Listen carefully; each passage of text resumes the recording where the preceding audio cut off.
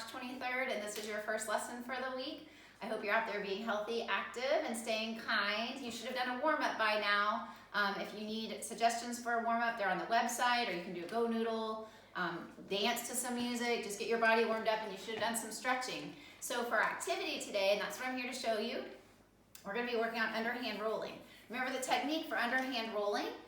You want your body facing where you want to roll. You want to hold the object in the hand that you're going to roll. Your knees are slightly bent.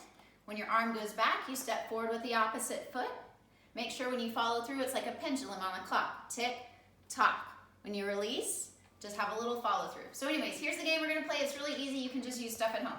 So we're going to be practicing rolling under a chair, a little home bowling without the pins. You can use a ball, and hey, here, come here, Dylan. This is one of my sons. This is Dylan. He's in kindergarten, and he's going to help me play these games today. So we have a little ball. You could use that. If you don't, you could just roll socks up to make a sock ball. You need something to roll under, kind of like what you're aiming to do, and then something to collect a point system. So we're going to use Matchbox cars just to see who gets to 5 points first or who can collect 10 points first. We can make it a competition, or Dylan can just play by himself until he gets 10 cars. So I'm going to put these beside the chair. We are going to step off about 10 steps. So let's walk this way, Dylan. 1, 2, 3, 4, 5, 6, 7, 8, 9, 10-ish. About however big room you have. If it's too hard a challenge, you can go closer. If you're really good at this, good bowler, move it back.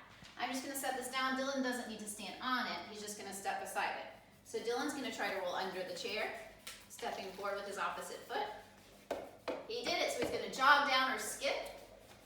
He's going to get a car. He's collected a car, and he's going to skip back. You can change this up. It can be hopping one time. He's going to put the car, and he can even put it on his paper, and he's going to go again. So pretty easy. This time, Dylan, I want you to do 2-footed hops when you go get the ball. Ready? Go ahead and roll it. Step forward with the opposite foot.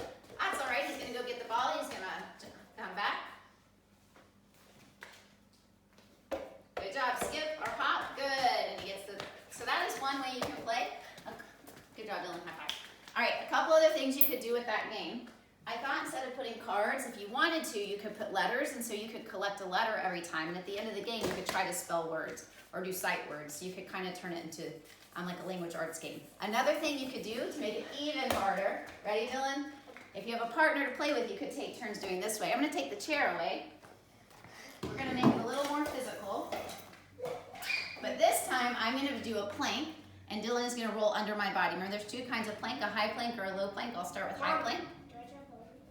Oh, he wants to jump over me. So after I high plank, if he gets it through, I'm going to go to the ground. He's going to jump over me, not into the door. Here we go. So he is now going to try to roll under the high plank.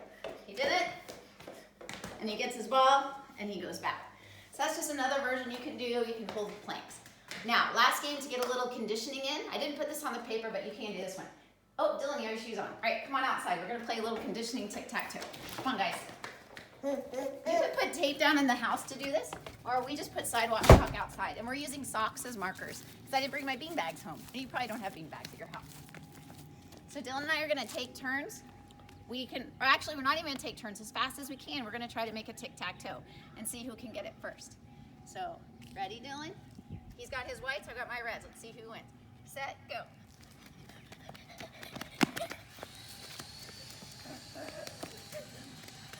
Oh, am I going to have to block him? Up, block. Let's see. Oh, block. Oh, I should have done that corner. Who won? No. Oh, he blocked me. I think that's going to end up being a Cats game. But anyways, Pomona Pirates, I love you. Make sure you're being active, healthy, kind, safe. Look, I could have gone right here. He could have gone right there. But he didn't. Bye, Pirates.